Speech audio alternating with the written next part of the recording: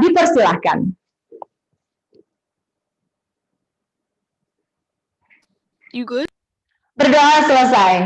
Baik Bapak Ibu hadirin yang kami hormati, langsung saja sebelum menuju ke pelatihan, kita akan dengarkan terlebih dahulu. Kami akan undang untuk dapat berkenan memberikan sambutan, yaitu SVP Corporate Communication and CSR, kepada yang terhormat Bapak Agung Murdisi. Kami persilahkan. Baik, terima kasih. Assalamualaikum warahmatullahi wabarakatuh. Waalaikumsalam warahmatullahi wabarakatuh. Salam sejahtera, selamat pagi. Yang kami hormati Bapak Handoko, Hendro Priyono selaku COO Blok Space dan Kebun Ide ya Pak ya. Serta seluruh peserta webinar yang hadir pagi ini. Pertama-tama terima kasih atas kehadiran dan partisipasi Bapak dan Ibu pada kegiatan webinar Festival PLN Peduli. Melalui acara kami, ya, ini kami berharap acara ini tentunya dapat mendorong UMKM, khususnya juga terkait pentingnya branding UMKM sesuai tema webinar kita pagi ini. Ya, kita tahu ya branding ini sangat penting ya. Contoh ada produk teh ya, produk teh. Kalau nggak salah ya Pak Handoko itu Sariwangi gitu, yang sekarang dimiliki oleh Unilever. Tentu akan berat kalau Unilever, walaupun Unilever itu produknya adalah produk walaupun Unilever itu namanya sudah dikenal, tapi Unilever kenapa tidak mengeluarkan teh Unilever gitu, tetapi dia mengeluarkan teh Sariwangi. Nah, disitulah pentingnya suatu branding. Ya. Bapak-bapak Ibu sekalian, ya seperti kita ketahui bersama ya, sudah menjadi komitmen bagi beberapa perusahaan, terutama BUMN, khususnya PLN, terus mendukung perkembangan UMKM di Indonesia. Tidak hanya untuk ketersediaan listrik yang mendukung aktivitas UMKM, tetapi dapat kami sampaikan dalam pandemi COVID-19 ini, PLN juga telah memberikan kemudahan, bahkan keringanan, dan juga stimulus bagi UMKM. Sehingga diharapkan UMKM bisa tumbuh di tengah kondisi ekonomi yang sedang menurun akibat COVID-19. Secara rutin memang PLN telah memberikan dukungan permodalan, baik melalui PKBL, Program Kemitraan dan Bina Lingkungan, maupun CSR, yang untuk secara langsung dimanfaatkan untuk pelaku-pelaku UMKM dan mendorong perkembangan usahanya. Ya, jadi sejak program kemitraan digulirkan sudah hampir 5-6 tahun, sudah sekitar 43.958 UMKM yang dibantu, ya, yang mendapatkan permodalan dari pengembangan usahanya. Dukungan PLN terhadap UMKM tidak cukup hanya sampai di situ, ya, melalui rumah BUMN, rumah kreatif, ya, rumah kreatif BUMN yang tersebar di 29 kota di Indonesia. PLN telah melakukan pendampingan kepada 6.355 UMKM untuk bisa naik kelas menjadi go digital, go online, go modern, ya. Termasuk acara hari ini kita ada pameran exhibition virtual yang diikuti oleh 100 UMKM. Ya, memang saya melihat masih banyak UMKM yang baru, Pak Handoko ini ada beberapa UMKM yang memang baru nyobain gitu. Dia masih betul-betul mencoba di Festival PLN Peduli ini. Ya. Transaksi sudah cukup banyak, hampir 1.000, ya, orang coba-coba. Tetapi saya tidak melihat dari sisi transaksinya, saya tidak melihat dari sisi kunjungannya. Ini memang berlangsung sebulan, tetapi bagaimana UMKM itu bisa masuk ke marketplace, ya. Gitu. Saya berharap UMKM yang hari ini ikut Festival PLN Peduli, UMKM yang hari ini ikut dalam pameran virtual, rata-rata masih pada baru semua Pak Handoko. Nah, begitu mereka bisa mencoba, mereka tahu caranya, nah ini menjadi amal jariah kita, mereka bisa masuk ke Tokopedia, mereka bisa masuk ke Shopee, mereka bisa masuk ke beberapa yang kita tahu ya, seperti itu. Ya, itu harapan kami ya. Jadi yang memang peserta hari ini hanya 100 UMKM ya, dan sebagian besar ya itu belum pernah berjualan di marketplace, belum pernah berjualan di dalam dunia maya gitu. Jadi event Festival PLN Peduli ini ya intinya adalah peningkatan kapasitas para mitra binaan. Ya. Nah, jadi selain itu, selain ada pameran, hari ini ada webinar, ya, dengan tema-tema yang menarik, terutama narasumber yang sangat kompeten. Mudah-mudahan Pak Handoko bisa memberikan sharing, ya, sehingga para UMKM ini betul-betul bisa meningkat, itunya baik pangsa pasarnya, baik cara mengemasnya, cara mempackingnya. Kalau branding udah bagus, bagaimana mempacking produknya, ya. Gitu. Nah, jadi harapan kami, ya, kami bisa menjadi salah satu penggerak UMKM ini berkembang dan maju. Demikian ya yang bisa saya sampaikan. Semoga acara webinar ini berjalan lancar, memberikan manfaat buat kita semua. Utamanya yang pada hari ini hadir Pak Handoko adalah UMKM Mitra Binaan PLN dan UMKM Indonesia pada umumnya. Mohon izin Pak Handoko, saya nggak ikut sampai habis Pak. Kebetulan ada acara dengan kementerian, ya. Terus saya pengen sekali Pak, walaupun saya bukan di branding, tetapi sangat menarik sebetulnya Pak Handoko. Gitu. Demikian, terima kasih sekali pada pembicara Pak Handoko. Ya, kapan-kapan kita bisa ketemu Pak. Gitu. Ini kantor Bapak mungkin di Blok M juga kali Pak ya, karena nama Bapak kan Blok M ya. Iya betul, itu seberangan dengan PLN ya. Oh, kalau itu bisa ketemu Pak. Ayo kita janjian aja Pak. Baik Pak Handoko. Oke Pak, terima kasih baik. Pak Terima kasih. atas undangannya juga. Mudah-mudahan bermanfaat. Amin Pak, amin. Gitu. Ya baik, ucapkan terima kasih kepada Bapak Agung. Terima kasih banyak sekali mengucapkan kepada Bapak Agung Murdivi selaku SVP Corporate Communication and CSR. Terima kasih banyak Bapak, sukses selalu. Baik, Bapak dan Ibu, para pelaku UMKM dan juga Bapak dan Ibu yang kami hormati dari PLN, kita akan langsung saja kepada yang paling ditunggu-tunggu, yaitu sharing session. Tentunya sudah ada pembicara kita kali ini. Beliau adalah seseorang yang sangat luar biasa. Kita tunggu untuk sharingnya, informasi penting yang akan disampaikan, dan juga tentunya inspirasi yang akan dibagikan dari beliau untuk kita semua ya, para pelaku UMKM, sebagai semangat tentunya ya. Dan kita akan sambut saja, ini dia. Beliau merupakan CEO dari M-Block Space dan juga CEO dari Kebun Ide. Kita sambut Bapak Handoko Hendroyono. Ya, kami persilakan. Terima kasih Mbak intronya, dan Pak Agung terima kasih. Mungkin saya langsung share aja. Tadi melanjutkan yang uraian Pak Agung bahwa UKM kita harus naik kelas dan harus saling belajar, tiap hari harus belajar, itu memang benar. Cuman saya akan melihatnya dari angle yang optimis gitu. Sebenarnya sekarang ini peluangnya banyak sekali untuk pelaku brand lokal atau katakanlah UKM gitu. Makanya hari ini saya coba cerita. Memang kalau kita ngomong ke marketplace tentunya katakanlah cukup panjang gitu, tapi ini cerita saja apa yang saya jalani, saya sendiri bersama teman-teman. Di sini saya mencoba untuk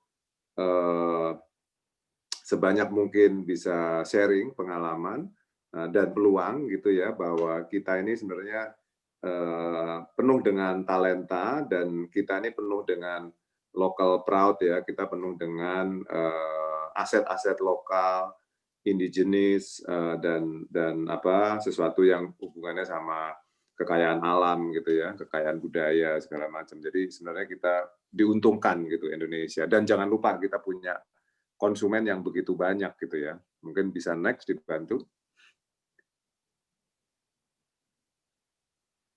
Boleh. Nah, oke. Sebelumnya. Ya, nah ini saya mungkin cerita dulu. Saya ini sebenarnya background-nya lulusan FISIP UI, tapi suka menggambar, suka desain, suka bikin film. Saya juga produser film Filosofi Kopi dan film-film yang lain. Ada beberapa film yang saya produce gitu ya. Dan saya sebenarnya apa yang saya kerjakan di sini sebenarnya pengen membuktikan bahwa kita harus menjadi makers gitu ya. Kita harus membuat sendiri produk-produk yang bisa kita lakukan gitu. Karena kita ini sebenarnya sebagai bangsa, sebenarnya kita ini bangsa konsumen. Konsumen kita besar sekali, tapi kita lemah sebagai produsen gitu ya. Jadi saya mencoba untuk membuktikan bahwa kita harus memproduce sesuatu gitu, dan saya sangat appreciate teman-teman semua sebagai UKM, sebagai pelaku pembuat produk-produk itu sangat luar biasa. Next.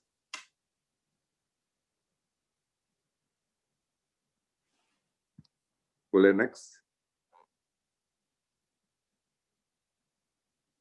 Halo. Apakah saya terdengar, Mbak? Terdengar, Pak? Mungkin tolong tadi kalau saya bilang next dibantu, jadi saya bisa enak, mungkin teman-teman supaya dengarnya enak. Nah, Nah, mungkin saya langsung ke konsumen hari ini ya. Ini sebenarnya penting banget, saya perlu jelaskan karena hubungannya sama pelaku UKM. Konsumen hari ini saya sebut sebagai konsumen yang sangat sadar apa yang dibeli. Jadi ini saya belajar dari saya juga founder Filosofi Kopi. Saya CEO pertama dari Filosofi Kopi, sekarang Filosofi Kopi CEO-nya Rio Dewanto. Dari kopi saya belajar tentang conscious consumers.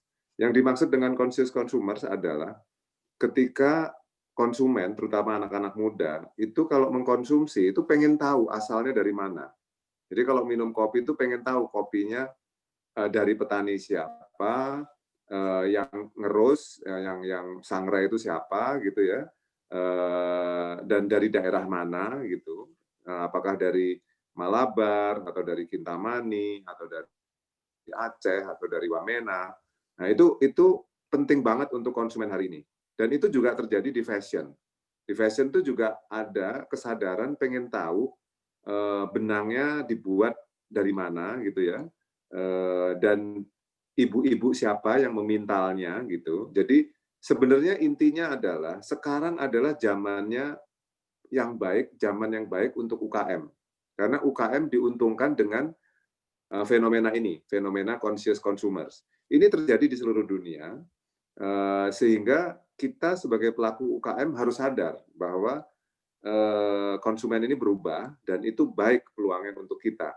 Makanya jangan heran kalau misalnya ada katakanlah petani cabai atau petani tomat, petani sayuran di mana gitu yang jadi populer dan dikenal gitu. Dan ini implikasinya adalah ke bisnis-bisnis yang sifatnya rumahan gitu. Misalnya kayak teman saya roti eneng gitu ya. Roti eneng itu sangat dicari-cari gitu. Karena yang dicari sekarang adalah narasi dari produk-produk lokal yang otentik, dimasak benar-benar dengan hati, dan akhirnya itu menjadi viral dari mulut ke mulut dan akhirnya bisa menyebar. Itu yang saya maksud dengan conscious consumers. Jadi ini peluangnya sangat besar sekali. Next.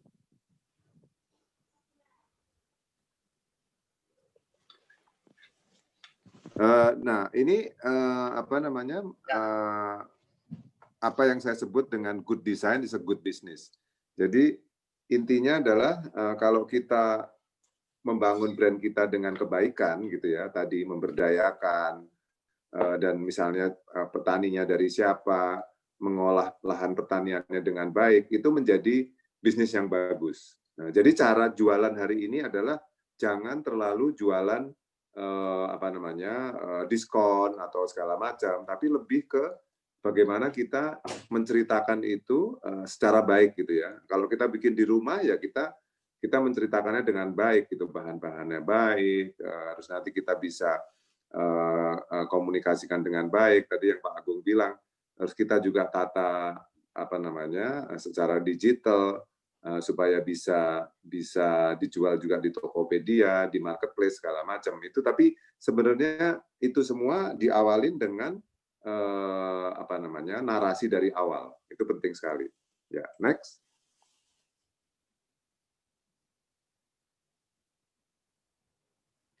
Bisa next. Ya, ini saya ngomong tentang boleh kembali lagi ke belakang tadi. Ya, satu lagi. Ya, oke. Kalau gitu nggak apa-apa, lompat ya. Jadi yang tadi saya bilang, kita harus melakukannya secara otentik gitu ya. Apa yang kita bikin ini, seperti contoh tadi roti eneng, yang sangat populer di Jakarta gitu ya, di daerah Gandaria situ. Sebenarnya dia jualan authenticity, dia jualan sesuatu yang otentik gitu. Yang dia jual adalah roti resep orang tua. Itu bisa menjadi bahan untuk kita jualan. Dan kita ini banyak sekali sebenarnya authenticity yang ada di sekitar kita, yang kita bisa bangun dan akhirnya bisa menjadi modal kita untuk bicara ke publik dan akhirnya laku, untuk dikenal gitu.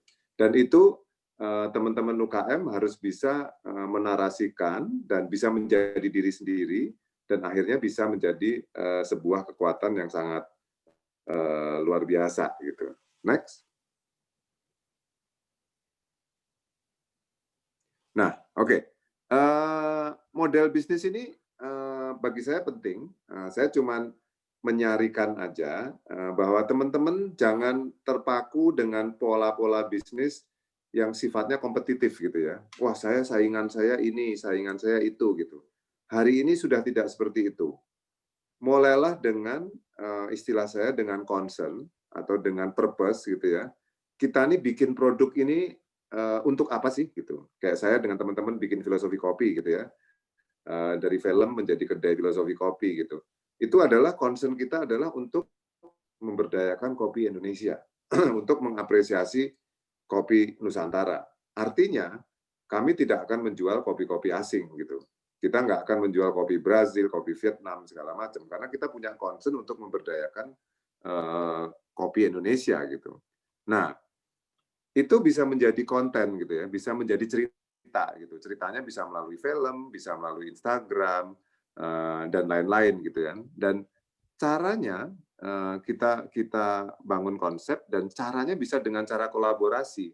Kita tidak perlu berkompetisi gitu ya. Kayak sekarang filosofi kopi mengeluarkan seri beans gitu ya, kopi-kopi bekerja sama dengan roastery lain, bekerja sama dengan petani gitu ya, bekerja sama dengan kedai kopi lain bahkan untuk membangun kopinya gitu ya, untuk jualan kopinya, seri-seri kopinya.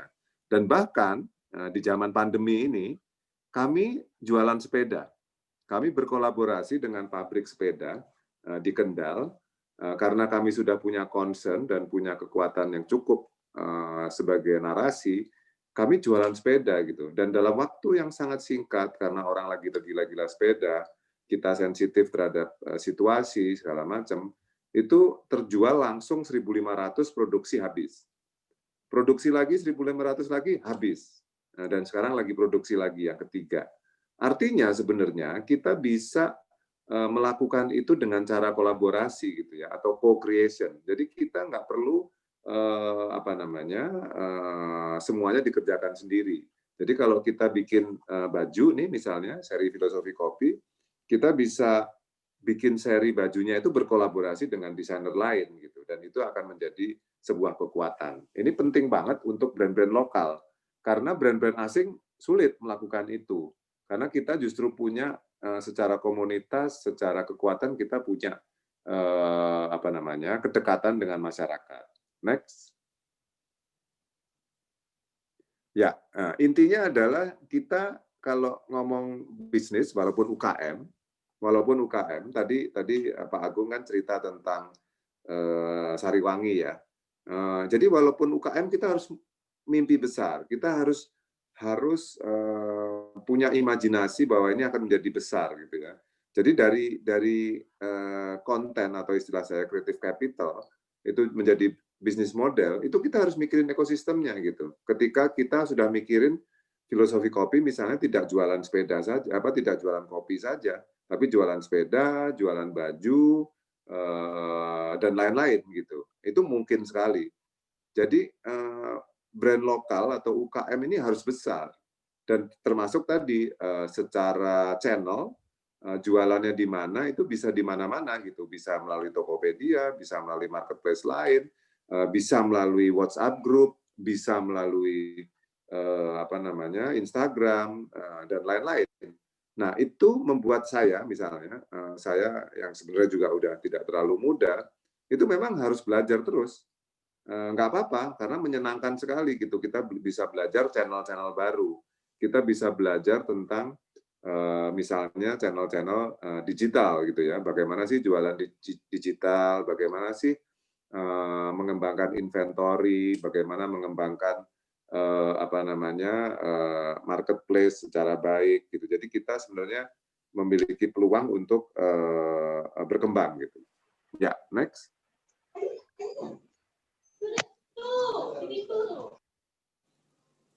Boleh next slide.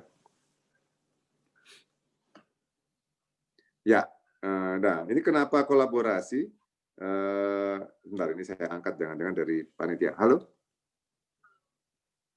Sebentar, saya lagi meeting. Dengan kolaborasi kita sebenarnya brand lokal itu bisa menjadi besar gitu ya, dan ini sebenarnya kekuatan kita. Kolaborasi, partnership, shared vision, kurasi. Nah, ini menjadi kunci dari brand lokal itu jadi besar gitu. Ya, next.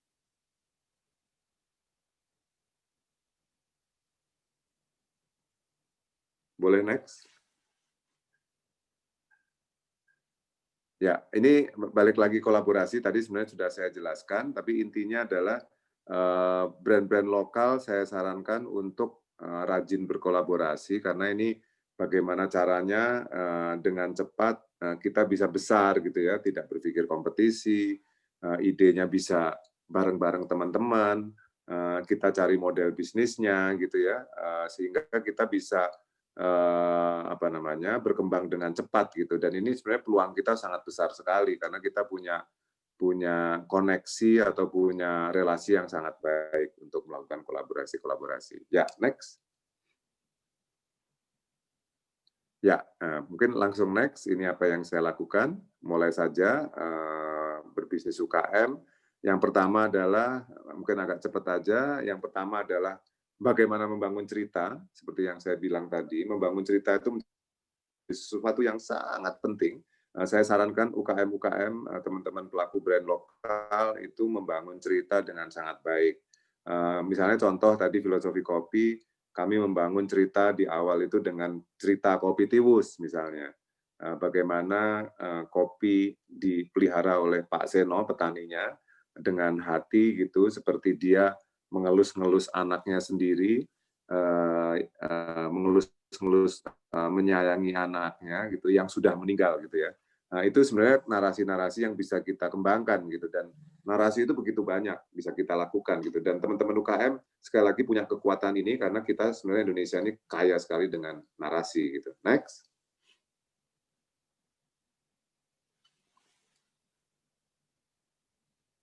Ya. Nah, ini intinya adalah membangun brand ini sebenarnya membangun value creation. Kita membangun nilai gitu ya. Jadi jangan pernah terjebak kita hanya jualan tapi tidak memberi nilai, tidak memberi value gitu. Yang saya maksud value creation adalah Jangan sampai terjebak misalnya sekarang musimnya, wah kelihatannya sekarang musimnya misalnya pakaian hijab gitu, terus masuk ke hijab gitu, tanpa ada narasi yang baik, tanpa ada value creation. Misalnya, wah sekarang kayaknya musimnya kopi susu atau kedai kopi, masuk kedai kopi tapi tanpa ada value creation. Nah, ini yang tadi saya bilang di depan bahwa kita harus meng-create narasi, harus membangun kebaikan, segala macam, itu yang saya sebut dengan value creation. Jadi mudah-mudahan nanti saya cerita ke belakang itu semakin ketangkap yang dimaksud dengan value creation. Tapi ini adalah sesuatu yang mutlak. Kenapa brand-brand itu bisa besar? Karena dia memiliki value creation. Kenapa brand-brand itu bisa laku? Karena dia memiliki value creation. Next. Ya, jadi tadi udah saya bilang kolaborasi, kurasi, dan akselerasi. Next. Ya, mungkin next lagi kita mulai dengan Dukobos. Ini bagian dari buku saya sebenarnya yang saya potret aja sebagai sub-sub judul. Next. Nah, sekarang saya cerita tentang M-Block. Kenapa M-Block ini saya ceritakan? Karena ini cukup penting bagi brand lokal. M-Block ini saya dirikan bersama teman-teman. Kami kehilangan Bung Glenn. Bung Glenn Fredly ini seorang yang luar biasa, tidak sekedar musisi, tapi dia juga sebenarnya seorang yang sangat peduli dengan kemanusiaan, dengan seni, dengan film, dan lain-lain, gitu ya. Terus ada Mas Yakob, seorang arsitek, ada Mas Lance, sutradara film, sekarang ketua pelaksana FFI, ada Mas Wendy, kurator musik, dan ada satu orang finance, Pak Mario. Kami membangun namanya M-Block, Next. Ini sebuah tempat untuk yang purpose-nya cukup jelas, yaitu memberdayakan brand-brand lokal. Kami hanya menerima brand-brand lokal di sini, kami tidak menerima Starbucks, dan ini purpose-nya cukup jelas, tujuannya cukup jelas, kita memberdayakan ruang yang tidak terpakai, milik Peruri tadinya, tempat ini bekas perumahan Peruri dan bekas percetakan uang di belakangnya. Itu purpose kita adalah menjadikan ini menjadi ruang publik, menjadi etalase brand lokal. Next. Ini salah satu contoh daripada tadi value creation.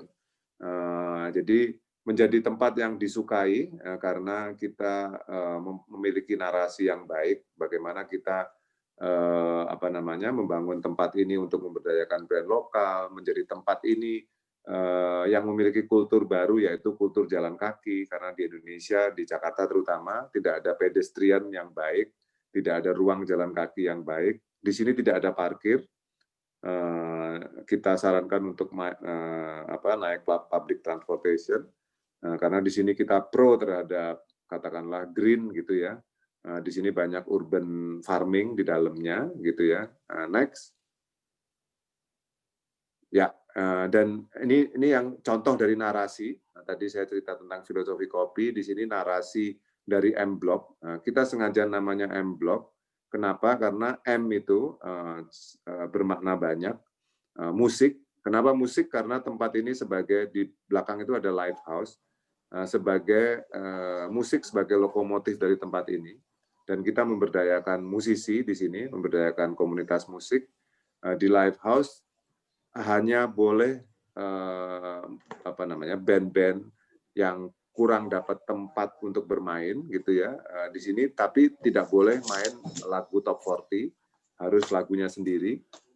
Sudah banyak sekali band-band yang main di sini, mungkin sudah ratusan gitu ya, dari Slang, Masih di Kempot, Glenn Fredly sendiri, almarhum, Bara Suara, terus band-band muda banyak sekali yang sudah main di sini. Dan ini juga sekaligus tempat meeting, tempat ngumpulnya para maker, banyak restoran atau meals, millennials ngumpul, film juga, dan ini tempatnya di Melawai.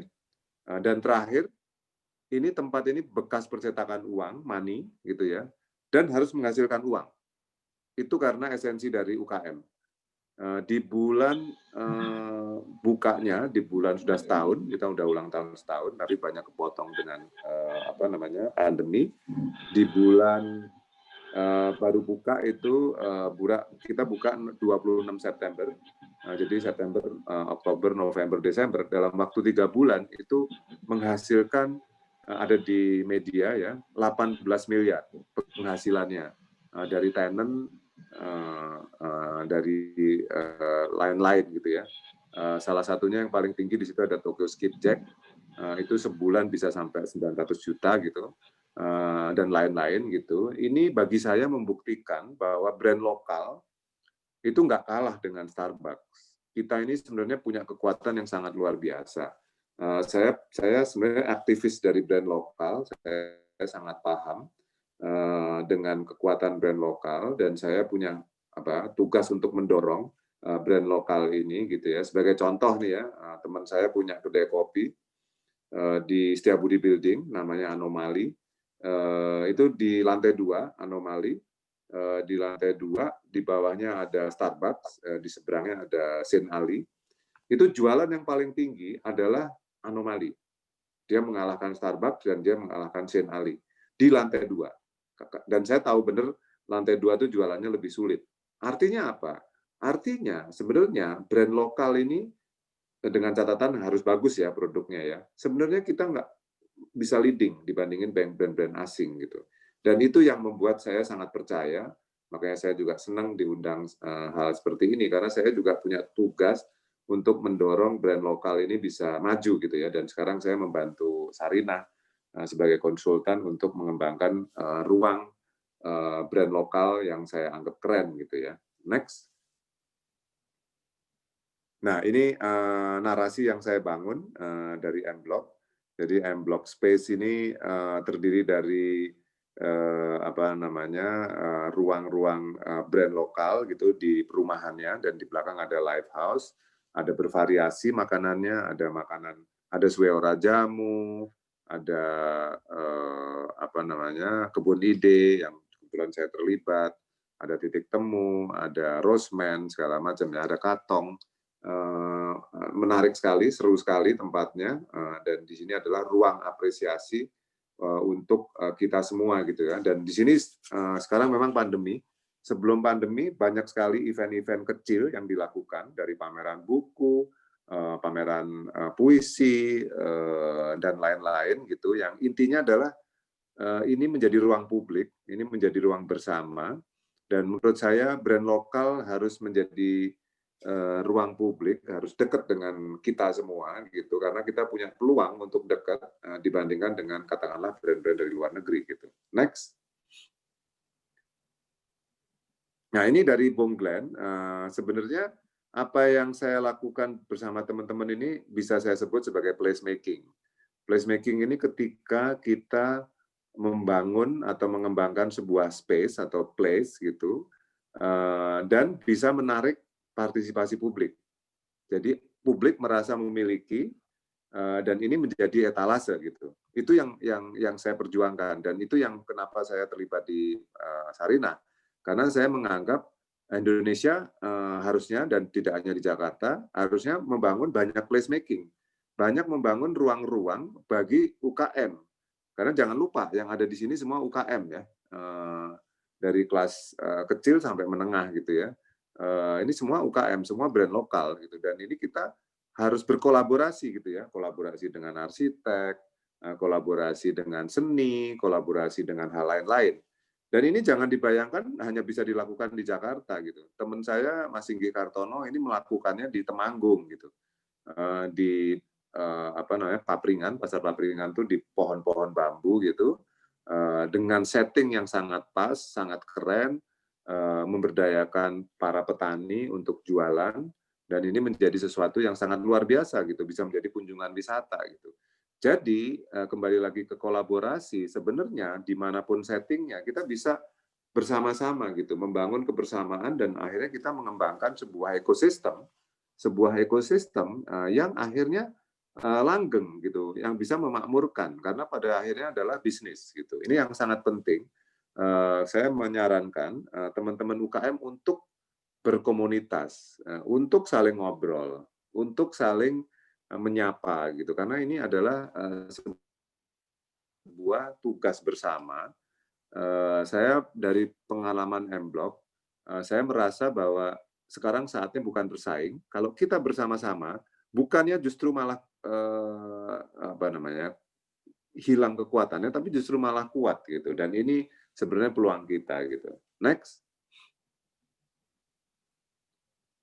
Ya, ini gambar-gambar tangan saya. Ini saya rencananya mau saya bikin buku gitu ya. Brand lokal keren harus memiliki tempat terhormat gitu saya bilang. Jadi harus punya etalase. Kenapa ini saya tulis begini? Karena saya sedih sih sebenarnya Indonesia ini terhadap brand lokal itu tidak memiliki etalase yang mumpuni gitu ya.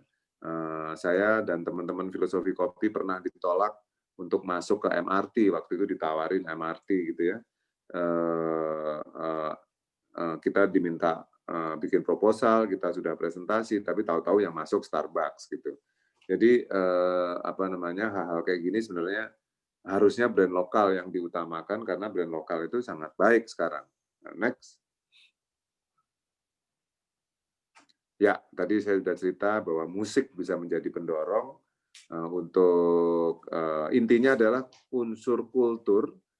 Itu sangat penting. Pasar Papringan tadi juga Mas Singgi juga memakai kultur daerah gitu. Jadi kultur itu jangan diartikan harus keren Jakarta, urban gitu, enggak. Di daerah juga banyak. Saya melakukannya juga, nanti saya akan cerita di Kebun Ide. Nah, sangat menarik ketika kultur yang kita bangun justru kultur bertani, kultur yang sangat sederhana. Next. Nah, mungkin secara teori gitu ya, ini dari pola yang saya bangun, ini dari benar-benar dari saya, bukan dari buku atau dari pendapat orang lain. Kalau saya sarankan bisnis itu bisa dibangun dari concern. Kalau tadi M-Block adalah jadi etalase brand lokal, purpose-nya adalah kebanggaan lokal, conversational capital atau modal percakapan atau apa yang jadi modal kita itu adalah kreatif dan kultur. Jangan lupa M-Block itu kultur Melawai, kultur Jakarta Selatan. Kalau saya bandingkan dengan Filosofi Kopi, kulturnya adalah kultur kopi. Kopi itu penuh dengan persaudaraan gitu ya, gaul gitu-gitu. Kalau Mas Singgi Pasar Papringan kulturnya ya kultur bambu ya, yang dibawa ya, semuanya dari bambu, bahwa bambu pasti punya wisdom-wisdomnya juga gitu ya. Cara berdiplomasinya kalau M-Block ini melalui musik, melalui food gitu ya, makers segala macam. Creative impact-nya juga kita pertimbangkan dan akhirnya menjadi otentik, berkembang bisnisnya menjadi besar gitu ya, menjadi lebih eksis gitu ya. Misalnya contohnya adalah nanti saya akan cerita bahwa M-Block fase 2 kita akan bikin grocery store. Kita akan bikin kayak Hero gitu ya. Kita akan bikin kayak Rens Market gitu. Kenapa? Karena kita pengen memberdayakan petani dan nelayan dan produk-produk UKM yang lain. Dan jadi nanti kita bisa bekerja sama dengan UKM untuk ditampung di sini. Tentunya kita kurasi dan kita maju berkembang bersama. Next. Ya, jadi ini semacam creative hub. Nanti bisa bekerja sama dengan tadi ada yang nulis mungkin sentra-sentra petani kopi yang ada di Solok, ada di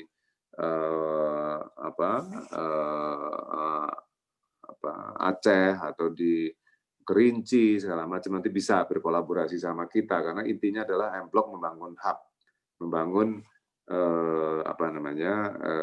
koneksi gitu ya. Mungkin kenapa sih Creative Hub ini saya tulis penting gitu ya.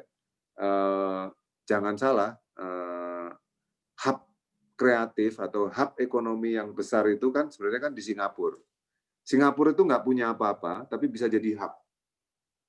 Dan kita harusnya nggak boleh kalah dengan Singapura gitu ya. Sekarang Singapura kesulitan karena pandemi gitu ya. Justru kita ini sekarang dengan pandemi harusnya mulai sadar gitu bahwa kita ini sebenarnya punya kekuatan yang sangat luar biasa, ketahanan pangan kita luar biasa, kita harusnya membangun hub sendiri gitu ya. UKM ini sebenarnya menjadi motor dari ekonomi yang sangat dahsyat, dan kita harusnya justru bisa dengan pandemi ini kita bisa berkonsolidasi gitu ya untuk membangun kebersamaan dan memberdayakan UKM dengan baik gitu dengan cara kolaborasi gitu ya.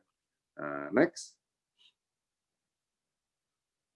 Nah, ini pernah saya tulis, kita mendingan mempertajam authenticity, kita mendingan mempertajam narasi yang kita punya dibandingin fokus sama kompetisi.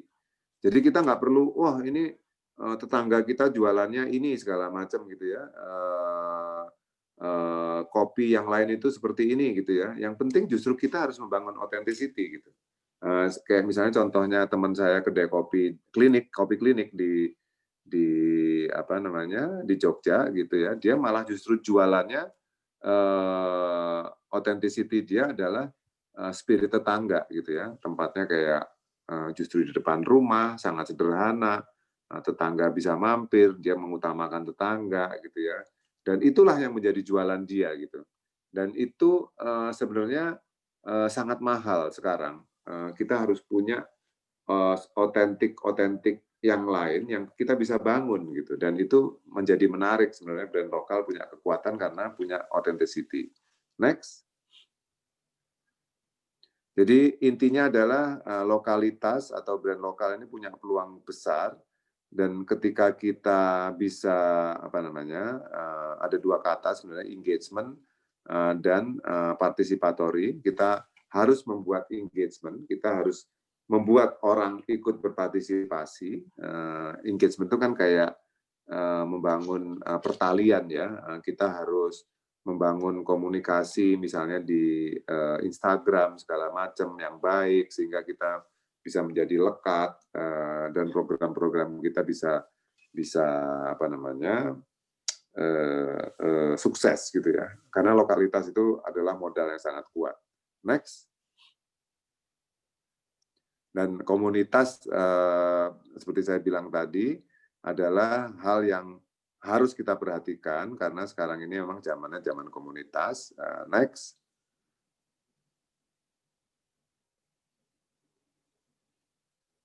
Dan walaupun kita UKM, kita jangan lupa kayak tadi contohnya Sariwangi. Sariwangi dulunya UKM betul. Yang tidak boleh lupa walaupun kita berangkatnya Sariwangi dulu juga kecil, sama seperti filosofi kopi. Mungkin sampai sekarang pun juga belum besar gitu ya. Nah, ini saya tulis kalau pengen tajir, kalau pengen kaya, investlah ke properti. Yang saya maksud dengan properti di sini adalah intellectual property atau haki. Jadi Sariwangi dulu itu kalau nggak didaftarkan hakinya, dia nggak mungkin dibeli investor, tidak mungkin dia dibeli Unilever. Jadi sebenarnya walaupun kecil, itu kita secara legal dan secara operasional itu harus benar. Dan itu harus didaftarkan hakinya, hak namanya. Karena itu bernilai. Kalau nggak didaftarkan, nanti akan dimasalahin orang, bisa dipakai orang, karena bukan milik kita. Tapi ketika kita berpikirnya IP, filosofi kopi itu IP, M-Block itu IP, Sariwangi itu IP. Nah ini sangat penting di setiap saat saya sharing, karena banyak sekali yang tidak paham dengan intellectual property atau haki. Dan ini sebenarnya saya, walaupun teman-teman katakanlah baru mulai berbisnis UKM, tolong daftarkan intellectual property-nya karena itu sangat bernilai. Next. Ya, jadi ini saya ini sudahnya Angkola Kopi udah punya, itu bagus. Jadi lokal adalah gaya hidup keren gitu ya. Lokal is the new global. Saya sebutnya gitu. Jadi UKM ini sekarang mempunyai peluang yang sangat besar. Lokal is the new global, saya bilang. Kenapa? Karena di masyarakat internasional pun itu juga sangat menghargai lokalitas. Jadi kalau kita ngomong di London, di Skandinavia, di Melbourne, dan lain-lain gitu, itu sangat menghargai lokalitas. Nah, cuman kenapa kita menjadi lebih untung? Karena Ini juga Mang Encak Coffee juga sudah keren. Karena apa? Karena kita ini punya bonus demografi. Kita ini konsumennya banyak sekali.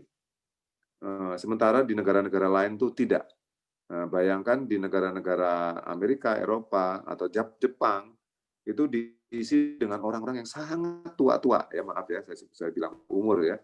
Kalau Indonesia kan usianya sangat produktif dan masih butuh konsum. Dan inilah sebenarnya kekuatan lokal itu sangat luar biasa dan ini harus kita rebut dan kita harus semangat gitu ya untuk menjadi tuan rumah sendiri gitu ya produk-produk kita, brand-brand kita gitu. Next. Ya, berikutnya. Nah, ini yang terjadi di baju. Ini saya sekarang cerita tentang produk-produk sahabat-sahabat saya. Ini bukan produk saya. Ini ada sebuah poster yang menarik, ada cewek yang keren zaman sekarang. Cewek keren zaman sekarang ketika dia stop buying shit, ya, tapi dia stop buying shirt, you don't need. Jadi tadi yang saya bilang conscious consumers, ada kesadaran untuk beli sesuatu itu yang lebih bertanggung jawab. Jadi kalau teman-teman saya bikin baju itu yang keren itu adalah baju-baju yang bertanggung jawab. Mungkin next, supaya langsung tergambar. Ya, next. Bayangkan ini di kategori fashion ya. Next, boleh dibantu. Nah, ini kopi tadi masih saya cerita, ini filosofi kopi, mungkin saya cerita sedikit tentang filosofi kopi. Kami ada di kita ada 5 store sekarang, ada di Makassar, ada di Jogja, ada di Melawai, ada di Semarang, semuanya punya tujuan baik. Kita sambil memberdayakan tempat lokasi setempat, kita memakai tempat-tempat yang punya alasan gitu ya, di Semarang di Kota Tua, di Jogja di Joglo gitu ya. Next. Nah, ini sebuah cara storytelling yang sangat simpatik gitu ya. Ketika kami membuat program-program yang punya concern terhadap lingkungan. Misalnya ini ada Ciko, Ciko itu sebagai Ben dan Jody ya di film Filosofi Kopi, dia peduli terhadap sampah plastik gitu ya. Rio sendiri sebagai duta petani gitu ya, terutama petani kopi, dia berkolaborasi dengan petani-petani di Aceh gitu, membuat fashion show waktu itu. Saya sendiri juga aktif dengan petani kopi gitu. Jadi intinya adalah kita harus membangun kepedulian gitu, dan ini sebenarnya cara kita berjualan yang baik gitu, dan akhirnya kita dekat gitu dengan konsumen gitu. Ya, next. Wah, Pak Ciko pernah kebun kita di Lampung, yes. Nah, ini contoh dari teman-teman saya. Ini produk-produk dari Javara misalnya. Bagaimana kita begitu kaya dan begitu keren. Javara itu ada Mbak Elianti Hilman. Dia sangat punya passion yang sangat tinggi untuk memberdayakan brand-brand lokal. Karena Indonesia ini sangat kaya, misalnya gula, tapi bukan dari laut, tapi dari pedalaman, dari hutan, segala macam. Jadi banyak sekali gitu ya. Nah, ini ada yang saya gambar tangan, ini baju yang dibikin oleh Lulu Lutfi, gabungan lurik sama batik gitu, dan dia di Jogja displaynya justru di bekas kandang sapi gitu yang dia tata cantik gitu dan jadi keren gitu. Orang-orang Jakarta harus ke situ gitu untuk belanja gitu, dan itu menjadi sebuah fashion yang sangat keren gitu. Nah, next.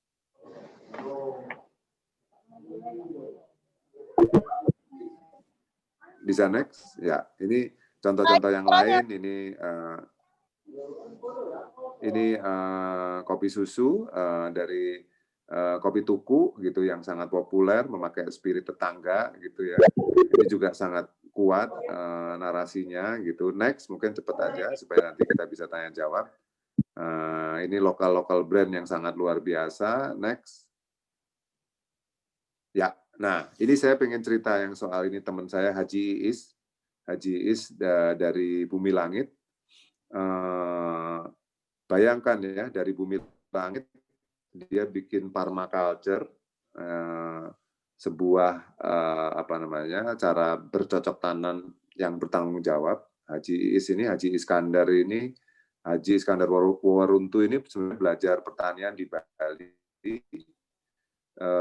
Karena dengan permaculture-nya dan membangun sirkular ekonomi yang sangat baik, Michelle Obama pengen banget mampir dan akhirnya dia mampir. Saya beruntung pernah mampir sebelum Obama ke sana gitu. Dan ini Michelle Obama bukan lapar terus pengen mampir. Dia udah jauh-jauh hari pengen mampir ke Bumi Langit. Dan ini sebenarnya sebuah contoh bahwa lokalitas itu sangat menjual gitu. Bahwa lokalitas itu penuh dengan wisdom gitu dan sangat bergengsi gitu ketika kita bisa membangun narasi yang sangat baik. Ya, next. Ini mungkin cepat aja supaya nanti ada waktu untuk tanya jawab. Ya, next. Nah, ini contoh yang lain ini.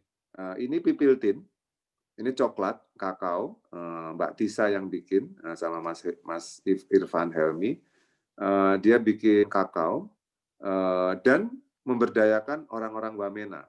Dia bekerja sama, berkolaborasi dengan petani kakao di Wamena, di Papua, yang memberdayakan alam, sehingga pohon kakao ini dengan beberapa research gitu, terbukti bisa melindungi burung-burung yang mau punah. Jadi ini sesuatu yang sangat luar biasa, narasinya sangat luar biasa. Ini juga terjadi di kopi sebenarnya. Kopi itu tanaman yang sangat baik, sehingga dia juga bisa habitat yang ada sekelilingnya itu menjadi lebih baik gitu, tanahnya lebih subur, banyak satwa-satwa yang terlindungi segala macam. Ini terjadi juga di kakao. Sebenarnya kakao sama kopi kan cukup dekat. Nah, dari proyek Ransiki ini, dia akhirnya, bayangkan ya, belum lama ini, dengan produk dan wisdom lokal ini, akhirnya, bisa next, di visual berikutnya ini sangat menarik. Ini sejauh mata memandang. Terus next. Ya, next. Laut kita. Oke.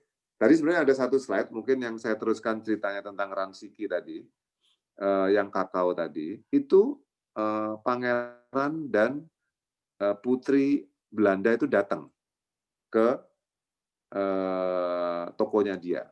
Karena ada narasi yang baik tadi gitu. Jadi intinya lokalitas itu sangat menjual dan kalau narasinya sangat baik itu publik internasional juga sangat simpati terhadap itu gitu. Dan ini terjadi di teman-teman saya yang kategorinya macam-macam ya, kakao ya, ini fashion, tadi peduli terhadap lingkungan, dan justru foto-fotonya di lingkungan yang sangat otentik gitu ya, di desa-desa, di tempat-tempat yang sangat biasa, tapi disinilah justru kerennya. Jadi kita sebenarnya punya potensi yang sangat besar gitu untuk kita mengembangkan ini gitu. Next. Ya, ini sukacita, ada namanya Denika, sahabat saya ini bikin fashion dan kainnya dia bikin sendiri. Kainnya dia bikin sendiri sambil memberdayakan beberapa desa. Ini luar biasa gitu ya. Dan ini kemarin saya ketemu teman-teman, sebenarnya bukan hanya orang Jakarta aja yang melakukan ini. Banyak sekali teman-teman saya di Banyuwangi juga memberdayakan gitu ya, di Flores segala macam. Jadi teman-teman semua dimanapun juga bisa melakukan hal kebaikan-kebaikan seperti ini. Dan itu yang justru akan ditengok gitu ya. Oke, next. Ya, ini cerita Leo dan Lisa. Ini petani kopi, sahabat saya Leo Purba ini sangat luar biasa. Dia di Simalungun, 5 jam dari Medan, punya range, punya lot pertanian kopi yang sangat berwawasan lingkungan. Dia pakai solar panel, memelihara sungai, dan ini menjadi cara jualan yang sangat luar biasa. Tentu saja dia juga memakai teknologi supaya calon-calon buyernya datang dari seluruh negara di dunia ini, dan dia bikin namanya ladang Isabella. Isabella adalah sepupunya dia. Jadi sebenarnya kita bisa menarasikan apa adanya gitu. Isabella bukan luar biasa, tapi begitu jadi brand ya jadi keren banget gitu. Ladang Isabella Purba ini. Jadi intinya adalah sahabat saya Leo Purba ini sangat luar biasa energinya untuk membangun lokalitas, dan ini adalah sebenarnya peluang yang sangat besar bagi kita semua. Next. Ya, boleh next. Ya, ini Sarina. Tadi saya membantu Sarina untuk mengembangkan menjadi etalase brand lokal, dan saya rasa kita punya peluang yang besar untuk sama-sama maju gitu. Next. Ya, ini tadi Sarina saya cerita, saya membantu istilahnya adalah ini menjadi ruang partisipasi publik, partisipasi UKM, nanti brand-brand lokal akan ada di sini, dan kita kurasi tentunya dengan baik, mungkin ada filosofi kopi, ada titik temu, ada kedai-kedai kopi yang lain, ada kafe-kafe keren yang lain dari seluruh Indonesia, bisa dari Malang, bisa dari Bandung, dari Surabaya gitu ya, ini sangat luar biasa. Next. Ini Sarina, ini sebenarnya seperti yang saya kasih judul tadi, ini potret dari local talent, local proud, dan local pride gitu ya. Jangan lupa Sarina dibangun oleh Insinyur Soekarno. Dia pengen menjadikan Sarina sebagai retail pertama yang bisa mengangkat brand-brand lokal. Ini akan kita kembalikan dari segi bangunan juga akan otentik gitu, dan ini akan bisa menjadi kekuatan yang sangat luar biasa. Next. Ya, ini mungkin next aja. Ini kita akan bangun placemaking Sarina menjadi ekosistem. Next. Ya, next.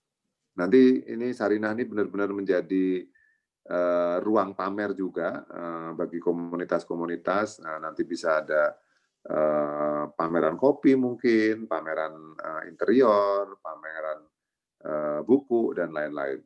Next. Nah, ini sebenarnya hal baru yang saya baru tulis, bahwa kita di tengah pandemi ini kita mempertimbangkan beberapa hal yang menurut saya penting. Yang pertama adalah healthy, wellness, kesehatan.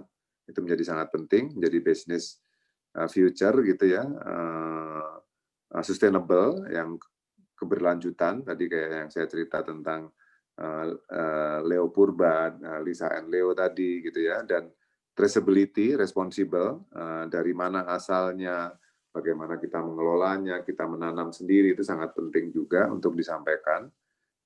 Ini segitiga yang sebenarnya dekat dengan kita. Kalau kita berbisnis yang hubungannya dengan segitiga ini akan sangat baik. Next. Nah, ini fase kedua dari M-Block. Seperti saya cerita tadi, kita akan membangun grocery store. Kita akan membangun seperti Hero atau seperti Rens Market gitu. Kita akan membangun, ini akan buka di bulan Februari, hulu hilir. Kita memberdayakan petani, kita memberi ruang terhadap nelayan. Akan ada sayur-sayur terbaik langsung dari petani, ada kopi-kopi terbaik, ada ikan-ikan terbaik, segar, segala macam akan ada di sini. Dan di sini nanti juga akan ada resto-resto kecil, farm to table, jadi langsung dipetik dari sayuran yang ada di dalam sini dan langsung dari petani untuk dimasak. Dan ini menjadi sebuah ruang yang sangat keren gitu ya, walaupun ini gudang, tapi gudangnya akan kita sulap menjadi indie grocery store gitu ya, menjadi grocery store milik publik gitu ya, kayak pasar lah. Ini sebenarnya kita membuat pasar gitu. Karena pasar adalah future baru gitu ya. Next.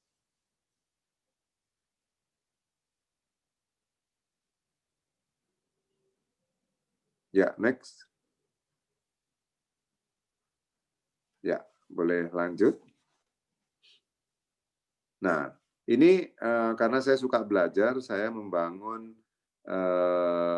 kebun ide di Bintaro. Nah, ini sebuah kebun, saya bersama partner-partner saya, ada Tika, ada Pak Yohan segala macam. Saya membuat sebuah project namanya Kebun Ide.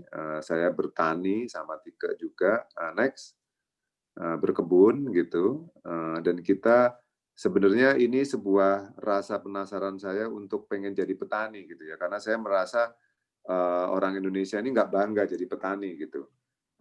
Dan apa namanya? Dengan begini kita sebenarnya bisa membuktikan bahwa kita ini apa namanya bangsa petani gitu, dan kita harus menghargai pertanian gitu, dan kita harus menghargai apa yang kita tanam sendiri gitu. Next, dan yang menarik adalah yang paling laku, yang kita paling laku dijual. Next, adalah gelato kebun. Boleh tadi kembali di slide gelatonya. Kita jualan gelato dibuat dari pakcoy, itu yang paling laku. Ada juga yang dari pagoda, ada dari rosemary segala macam. Tapi yang paling laku adalah yang pakcoy. Dan ini menarik sebenarnya, ketika kita bertani dan kita mengolah hasil pertanian ini menjadi gelato, itu akhirnya terutama anak-anak muda gitu ya, mungkin anak-anak sekolah juga mengapresiasi gitu hasil pertanian kita gitu. Jadi kita sebenarnya bisa melakukan hal-hal seperti ini gitu. Dan inilah yang saya sebut sebagai farm to table, authenticity, atau traceability gitu. Jadi kita sudah melakukannya dengan bukti gitu, bahwa yang laku ya yang sebenarnya yang ada di sekitar kita gitu. Next.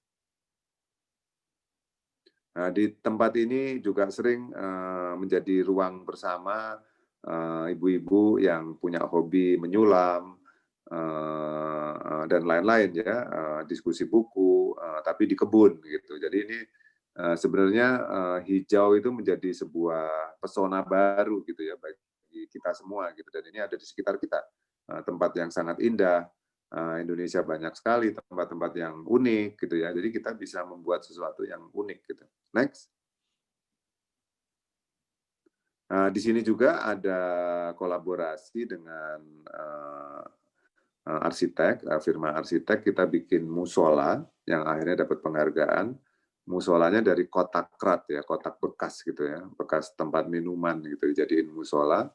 Dan ini masuk berita, masuk di media-media gitu. Jadi sebenarnya dengan keterbatasan kita juga bisa bikin sesuatu yang unik gitu. Dan sebenarnya bagi saya, menurut saya UKM itu bukan hanya modal uang, tapi modalnya adalah ide gitu. Itu menjadi sangat penting gitu. Next. Ya, itu dari saya. Terima kasih. Mudah-mudahan bisa bermanfaat. Saya akan lebih senang kalau ada pertanyaan dan kita bisa ngobrol gitu. Terima kasih.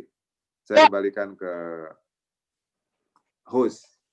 Baik, terima kasih. Tepuk tangan dulu deh. Oh, keren banget. Pak Handoko, good presentation ya. Ini paparan yang cukup membuat, apalagi nih untuk para pelaku UMKM, ini informasinya sangat bermanfaat banget, good banget ya. Bapak, ini sebelum kita menuju kepada sesi Q&A ya, mohon izin ya Pak Handoko ya.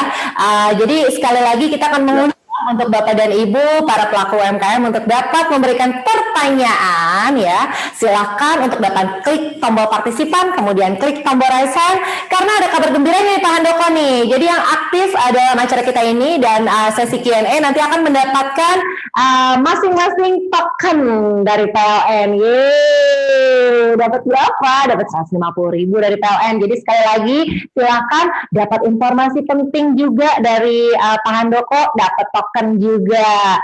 Yuk, sambil kita tunggu para penanya, silakan sekali lagi klik partisipan, klik tombol raise hand juga ya. Oke. Baik, Pak Handoko, sambil kita tunggu ya. Kita mau tanya, sambil nunggu dari para pelaku UMKM nih, Bapak Ibu silakan yang mau bertanya. Kalau gitu MC-nya dulu yang nanya, boleh ya Pak ya?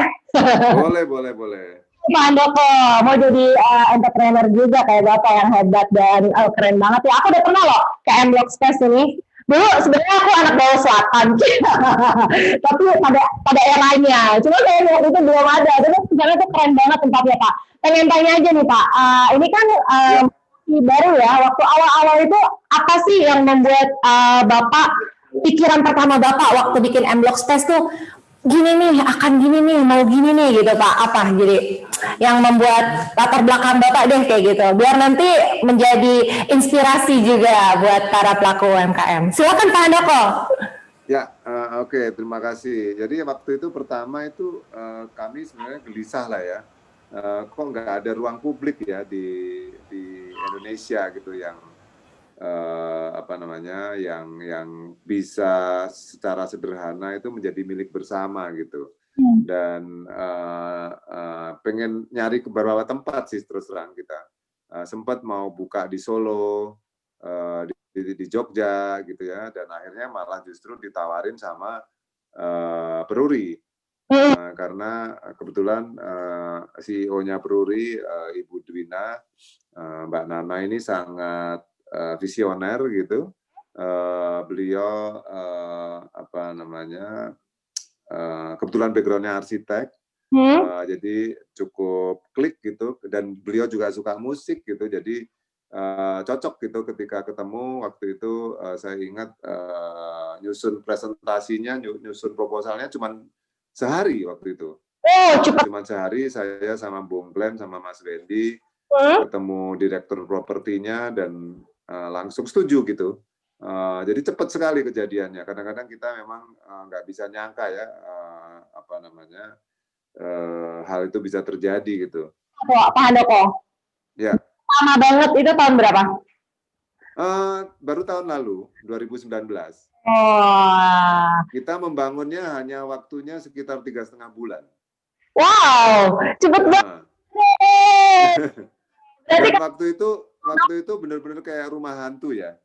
Blok M itu kalau kita lewat, saya jalan kaki gitu, rasanya pengen buru-buru gitu karena di situ kayaknya kayak nggak tenang gitu.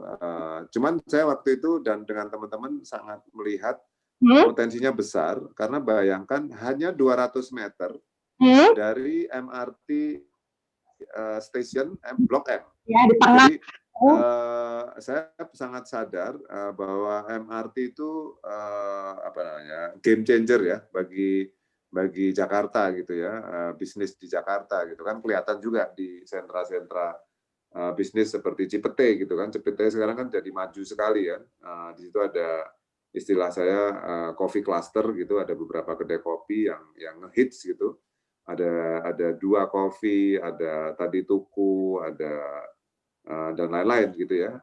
Dan menurut saya secara tata kota akan berubah gitu Jakarta. Dan kita memperkenalkan kultur baru, kultur jalan kaki di M-Block.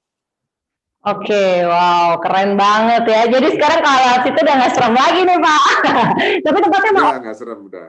Iya, tempatnya emang oke banget. Itu berarti banyak juga dari kayaknya yang dari bangunan-bangunan lama nggak terlalu banyak dirubah ya Pak ya. Justru di situ saya seneng deh kalau. Ya, bangunan lama kita pertahankan. Iya benar. Kita pertahankan. Bangunan lama menjadi bagian dari apa namanya ya, mempertahankan kultur Jakarta Selatan. Karena Jakarta Selatan itu kan kulturnya kultur kreatif. Betul. Orang Jakarta Selatan, kebetulan saya dulu juga waktu kuliah tinggal saya di daerah Cilandak. Jadi kultur saya sangat kenal dengan kultur Blok M ya. Dulu ada Lintas Melawai ya, dulu ada James, ada Teater Bulungan gitu. Jadi memang sebenarnya M-Block itu dalam tanda petik apa namanya, memakai kultur kreatifnya Jakarta Selatan yang belum hilang gitu, yang belum hilang. Orang Jakarta Selatan tuh kulturnya kreatif memang. Betul. Jadi ini one stop destination ya. Mau makan, mau pot. Ya, betul. Mau kumpul, event juga waktu sebelum pandemi juga banyak ya Pak. Benar-benar tempatnya nih M-Block Space ini sangat luar biasa sekali. Waduh, Pak Handoko. Terus Pak Handoko, mohon izin. Amin. Juga sambil menunggu penanya ya, sekali lagi untuk Bapak dan Ibu, para pelaku UMKM nih, untuk bertanya langsung pada Pak Handoko nih, mumpung bisa ketemu di sini ya Pak, Kan kalau saya itu biasanya sibuk nih pastinya ya, mumpung ada fasilitasi tentunya di acara kita pada hari ini, Festival PLN ini ya, PLN Peduli 2020, sambil ketemu dengan narasumber-narasumber yang membuat kita menjadi semakin terbuka ya. Sambil menunggu yang resen, kita sudah ada nih, Pak Handoko mohon izin ya, kita sekarang ada penanya dari chatbox. Kita bacakan dari chatbox dulu sebelum kita tunggu yang resen. Ada dari Bapak Teguh Ianto ya. Pak Handoko mohon izin bertanya, bagaimana cara yang tepat untuk memonitor keuntungan dan pengeluaran per hari dari usaha yang dijalani? Silakan. Pas ya, udah pas sekarang. Lagi sebentar lagi cingkrang. Gimana Mbak? Sorry tadi pertanyaannya. Pertanyaannya Bapak, bagaimana cara yang tepat untuk memonitor keuntungan dan pengeluaran per hari dari usaha yang dijalani? Oke. Ini berkait dengan usaha ya Bapak? Businessman sebagai pelaku brand lokal itu harus paham finance ya. Dulu saya pernah CEO-nya Filosofi Kopi dan sekarang saya juga CEO-nya Kebun Ide gitu. Jadi di Kebun Ide saya sangat skalanya lebih mungkin relevan dengan pertanyaan ini. Kita harus tertib buku gitu ya, tertib administrasi. Jangan menunda utang gitu ya ke vendor. Kalau saya sih pakai cara pembayaran yang transparan gitu ya. Jadi kita benar-benar melakukannya secara sangat transparan dan sangat karena kan harus lapor juga ke misalnya ada yang pemodal segala macam. Jadi intinya adalah ya seperti pada prakteknya berbisnis ya, kita harus paham EBITDA, CAPEX, OPEX, segala macam. Jadi sebenarnya disiplin finance detail itu sangat penting bagi pelaku UKM. Saya sangat sadar dan saya terus terang background saya bukan orang finance, saya lebih ke seniman, tapi saya juga sangat belajar tentang finance. Karena itu menjadi dasar dari bisnis kita gitu.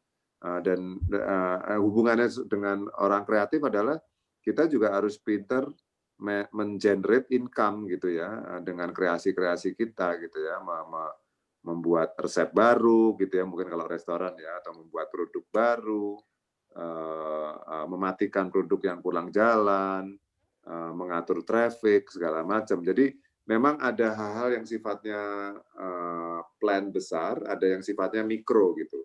Nah, yang mikro itu yang kita harus cukup persistence ya, yang cukup detail gitu untuk menjalankannya. Gitu. Oke.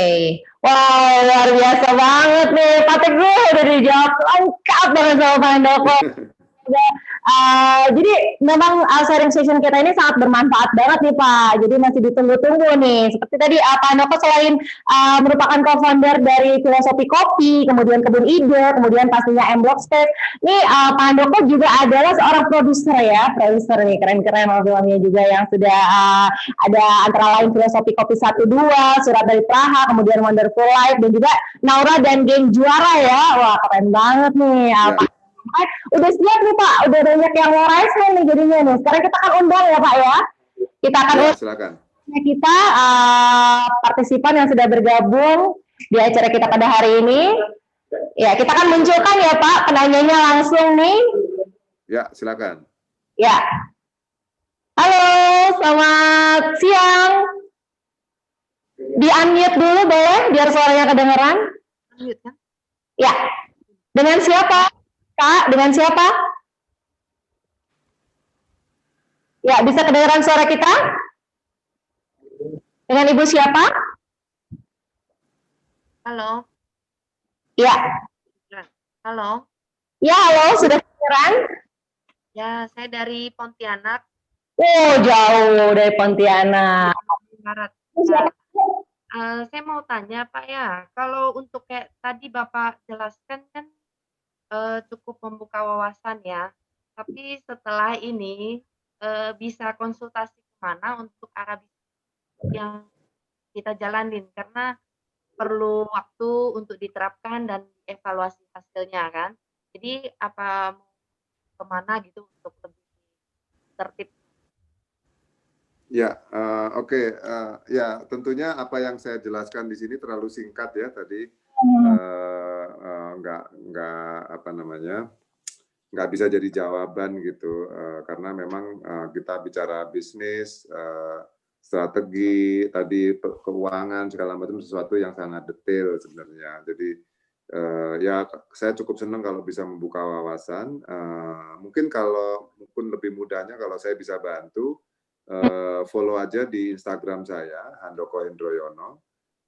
Mungkin bisa DM, nanti kalau pas saya ada waktu saya bisa jawab gitu dengan senang hati, karena saya memang juga punya passion untuk mengembangkan brand lokal gitu, karena memang brand lokal di sini menurut saya punya momentum yang sangat kuat, dan teman-teman juga harus bersemangat gitu. Saya pernah ke Pontianak, sangat menarik Pontianak secara kultur dan potensi gitu ya. Saya rasa Indonesia ini sangat kaya ya. Saya bersyukur gara-gara filosofi kopi, dan saya pernah bikin TV program tentang kopi juga. Saya berkesempatan lah untuk berkeliling-keliling di daerah-daerah gitu, ketemu teman-teman, komunitas gitu. Jadi kita semua memang harus berjejaring, harus banyak ngobrol gitu, dan mudah-mudahan saya juga justru belajar dari teman-teman gitu, karena banyak hal baru yang saya sendiri juga belum tahu, tapi intinya dengan berjejaring, ngobrol gitu, saya rasa bisa memperkaya gitu. Oke. Ini di IG-nya mana ya? Handoko Handoyono ya? Hendroyono. Pak. Handoko Handoyono. Hendroyono.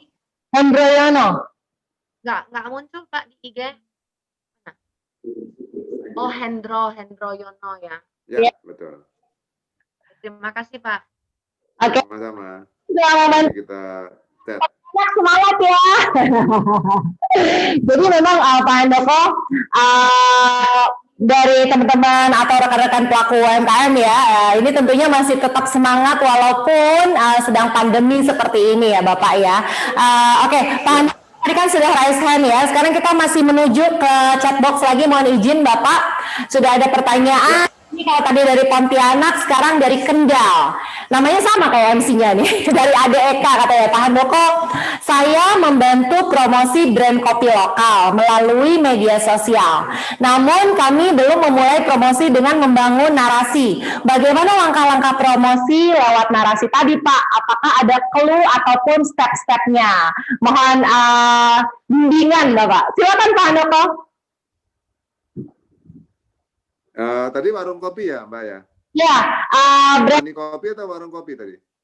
Brand kopi lokal. Jadi mungkin ini brand kopi lokal melalui media sosial. Jadi mungkin selama ini promosinya lewat Instagram atau lewat grup WA seperti itu. Kalau langkah-langkah promosi dari narasi gitu untuk membangun narasi gimana Pak?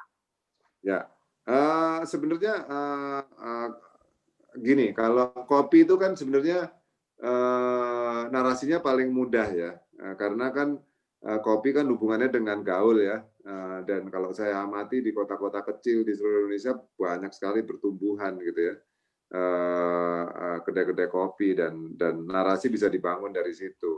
Apakah misalnya kalau jangan jauh-jauh, jangan dibikin-bikin gitu, narasinya bener dari diri sendiri gitu. Misalnya nih, misalnya saya hobi sepeda gitu. Saya hobi sepeda, terus saya punya kedai kopi gitu. Ya udah, kedai kopi dengan tema sepeda, kan bisa. Dan itu apa namanya?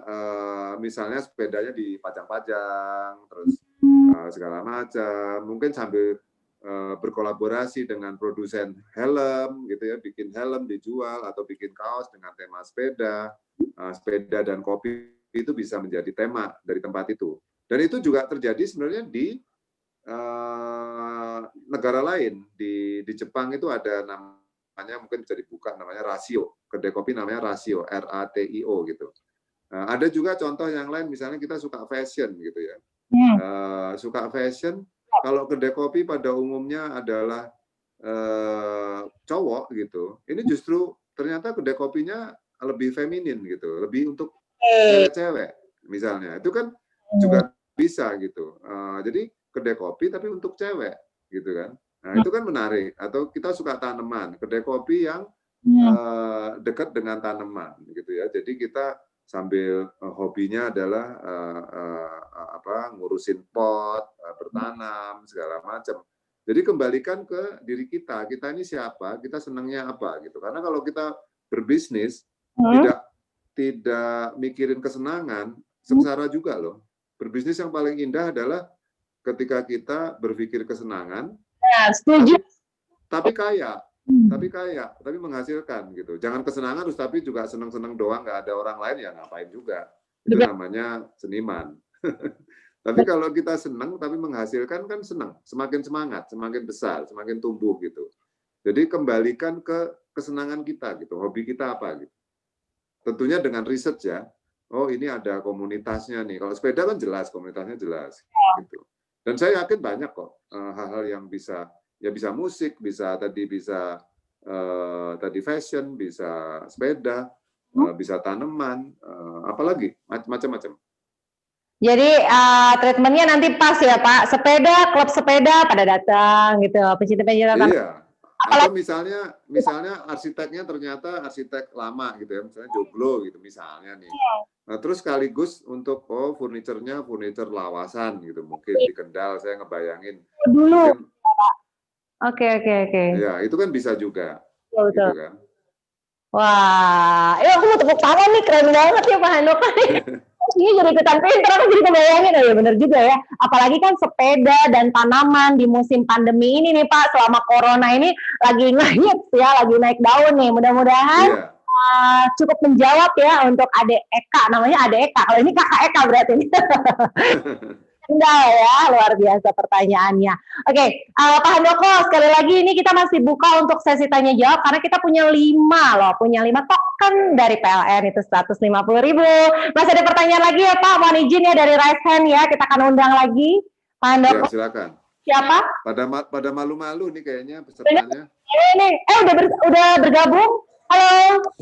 Halo, selamat siang. Dari mana? Dari Jakarta, Mbak. Siapa? Septian Hakikilah. Oke, silakan Mas Septian. Ya, mohon izin Pak Handoko. Silakan. Bertanya, saya ingin membangun UMKM di organisasi Karang Taruna. Dan bagaimana konsepnya? Bisakah menjadi ruang publik untuk organisasi Karang Taruna? Terima kasih. Waduh. Ya, saya perhatikan di Jogja dan juga teman-teman di Bandung gitu ya, itu justru memanfaatkan, kalau nggak salah juga ada di daerah Cililitan ya, memanfaatkan lingkungan sebagai sentra berbisnis gitu ya. Dan kalau menurut saya ini jangan sepelekan Karang Taruna gitu ya.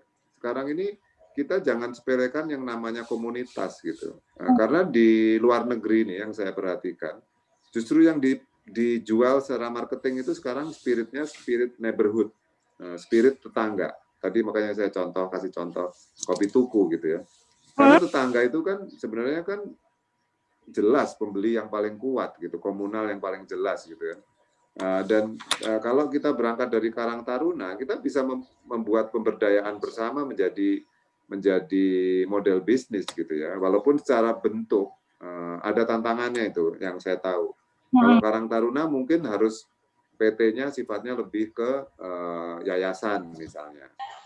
Itu tuh bisa secara legal itu bisa dipelajari gitu ya. Tapi di luar dari itu sebenarnya kekuatan komunal itu adalah modal sosial yang sangat kuat untuk bisa digarap gitu ya, dan saya rasa di situ bisa diberdayakan dan siapa tahu Karang Taruna bisa mendunia gitu ya, bisa menjadi tujuan wisata Jakarta paling enggak. Ketika Karang Tarunanya itu sangat kreatif gitu, Di situ ada craft, ada mungkin rumah-rumahnya unik walaupun sederhana gitu. Itu yang terjadi di Solo. Saya membayangkannya gini. Saya pernah karena udah pernah ngerjain M Block ya. Saya membayangkan kalau kita nggarap gitu dari kacamata saya ya. Saya waktu pergi ke Solo naik becak gitu, saya lihat pasar Kauman gitu, Kauman gitu, lewat Kauman gitu. Bagi saya itu indah sekali, Kauman Solo itu. Nah itu kalau bisa diberdayakan kan menjadi keren. Di situ ada sentra batik, arsiteknya juga unik-unik gitu ya. Pasti setiap tempat tuh punya keunikan. Bagaimana kita mengangkatnya aja. Jadi Karang Taruna di Condet, di manapun lah, itu bisa digarap. Jadi komunal itu menjadi modal sosial dan bisa dijadiin bisnis gitu. Waduh, luar biasa Pak Handoko. Nih Mas Satya langsung dicatat ini. Iya, Mbak. Lagi ngikutin ujian sama dosen, wah ini luar biasa. Kalau memang dia Mas Septian ini punya niat benar-benar, itu bisa terjadi tuh. Iya, Pak. Karena kan ini, Pak. Pemikiran yang baik itu Karang Taruna gitu ya. Karena saya tidak pernah underestimate Karang Taruna gitu. Karang Taruna itu keren banget gitu. Kita harus punya persepsi itu. Kauman tuh keren banget gitu. Nggak harus berpikirnya tuh yang muluk-muluk gitu. Kemarin saya pernah ketemu seorang yang kalau orang Jawa bilang itu nggak ngawai gitu ya, kayaknya nggak keren lah gitu ya, maaf ya kalau saya bilang gitu ya. Itu dia memberdayakan sebuah desa, kecamatan di Jogja, saya nggak usah sebut tempatnya gitu ya, di pokoknya pegunungan segala macam gitu-gitu ya, daerah yang mungkin bagi orang nggak bernilai gitu ya. Itu income-nya bisa sebulan itu 1 M lebih. Dengan cara dia, kalau katakanlah Karang Taruna, dia memberdayakan warga untuk jadi tempat syuting film misalnya, untuk jadi wisata alam dengan cara yang sangat sederhana. Jadi karena saya juga pernah syuting di sana film. Kalau kita syuting film layar lebar nih, film serius, itu paling friendly memang Jogja. Terutama kalau setting desa gitu. Itu figuran segala macam mereka udah ada. Orang Jogja itu kan memang sangat artistik ya, sangat berbakat gitu ya. Jadi galilah potensi yang ada di lingkungan gitu. Pasti ada. Karang Taruna itu pasti juga ada potensinya. Kita ini kurang pede aja, Mas. Betul. Kalau pede pasti jadi. Iya, Pak. Oke, Pak Handoko, terima kasih banyak ya. Terima kasih, Pak Handoko. Sama-sama. Selamat siang. Semangat ya. Luar biasa. Masih jemput kakak. Semangat kakak. Oke, masih di dalam rangkaian acara kita hari ini pelatihan UMKM nih teman-teman dari rekan-rekan UMKM gimana? Masih ada pertanyaan lagi di raise hand? Silakan. Langsung saja lah bertanya. Mumpung ada Pak Handoko di sini. Kalau misalnya ketemu langsung kan pasti silakan lagi sudah ada. Iya, ini Mas hand beneran nih kayaknya nih. Tangannya lambai-lambai nih. Ya, di-unmute dulu Mas biar suaranya kedengeran, bisa di-unmute. Ya. Kita belum siap. Kedengaran Mas, Mbak? Sudah, oke. Dengan Bapak siapa? Dari mana? Nama saya Soli Pohan, saya pengelola rumah BUMN di Padang Sidimpuan. Oke. Silakan pertanyaannya. Sebelum saya bertanya, saya ingin sedikit bicara mengenai sejarah sebelumnya, Pak. Kebetulan sejarah saya dan Bapak mirip, Pak. Apa tuh? Saya dulu bekerja untuk UNDP dan IOM yang menggerakkan perkopian di Gayo. Mendapat hak paten untuk kopi Gayo bersama dengan Pak Mustafa Ali dan kawan-kawan yang lainnya. Nah, kemudian saya balik ke kampung gara-gara permasalahan kopi di Spirok itu agak anjlok harganya. Jauh dari diserahkan di Gayo waktu itu 20.000, gabahnya di kampung hanya 7.000, sehingga saya coba resign dan kembali ke kampung halaman. Akhirnya, alhamdulillah dalam waktu 2 bulan saya balik ke sana, dari 7.000 naik menjadi 18.000, Pak. Nah, jadi permasalahan saya gini, sewaktu saya menggerakkan perkopian di Gayo, di Spirok, itu kita bermasalah dengan nama hak paten daerah, MPIG-nya. Nah, saya belajar sejarah mengenai perkopian itu bahwa kopi kita tuh di Tapsel namanya dulu Angkola. Masyarakat maunya dengan nama Spirok. Karena Angkola kan adalah nama tribe-nya seperti di Gayo kan berperkaya Aceh, tapi mereka ada 3 daerah itu adalah nama tribe-nya adalah Gayo. Nah, akhirnya saya membuat nama berhubungan saya membuat Angkola. Saya coba nyaranin bikin nama Angkola. Itu sudah kantor. Nah, terus berhubung teman-teman di kampung tidak mau namanya Angkola, akhirnya dia bikin namanya Spirok, kopi Arabica Spirok. Nah, karena saya berkenal dengan banyak teman di Dirjen Haki, saya takut nama Angkola ini diambil alih sama daerah lain seperti Gayo, yang diambil sama Holland Coffee waktu itu. Nah, sekarang permasalahannya, izin Bapak saya coba share sedikit. Ini hak paten saya. Kelihatan, Mbak? Ya, kelihatan. Nah, saya membuat hak paten atas nama daerah. Harusnya tidak boleh. Cuman dulu mereka bercuek, sekarang ini begitu saya buat malah jadi konflik, Pak. Itu gimana Pak mengatasi ya, Pak? Sama pemerintah daerah. Tapi nanyanya, tapi mungkin nggak apa-apa Pak, boleh dibantu Pak. Ya ke perundang-undangan mungkin ya, boleh. Silakan Pak Handoko untuk diberikan petunjuk. Ya, saya jadi konflik daerah sekarang ini, Pak. Ya. Karena saya punya hak paten nama daerah saya sendiri. Yang seharusnya Pemda yang punya. Ya. Ya, memang saya bukan lawyer ya, tapi sedikit banyak saya mengalami gitu ya. Ada beberapa, mungkin saya cerita dulu, ada beberapa kasus yang menarik di kopi itu, supaya teman-teman juga punya kesadaran yang sama. Yang pertama itu terjadi juga ada yang lebih pahit dibanding ini sebenarnya, yaitu cerita tentang Toraja. Kopi Toraja itu sudah IP-nya sudah didaftarkan oleh Toarco, which is itu perusahaan Jepang. Jadi Toarco Company itu membuat lahan pertanian, membeli lahan pertanian di Toraja, dikelola oleh petani-petani lokal, which is itu makmur sekali, gitu ya, which is bagus gitu.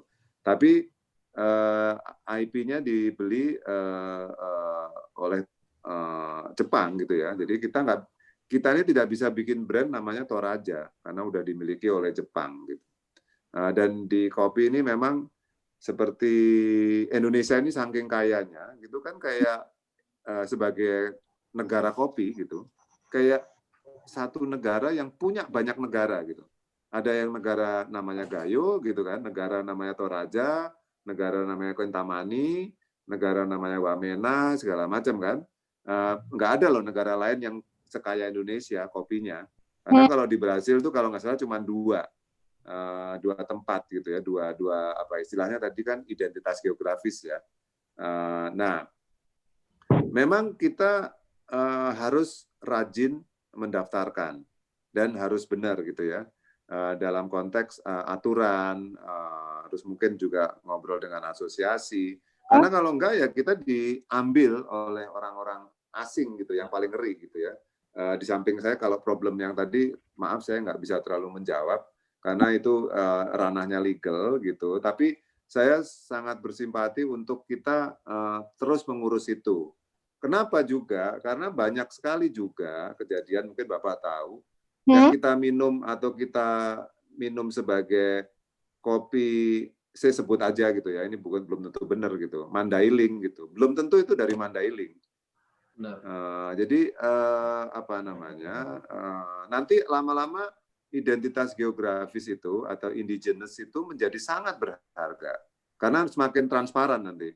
Kita nanti akan dengan apa namanya QR gitu atau dengan handphone ini kita akan tahu gitu dari packagingnya, oh kopi ini dari Gayo gitu, petaninya ini gitu kan, didaftarkan hakinya oleh ini gitu.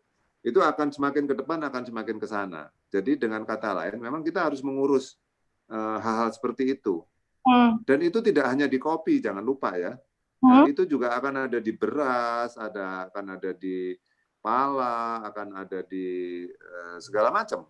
Karena itu future business, the future energi adalah pertanian.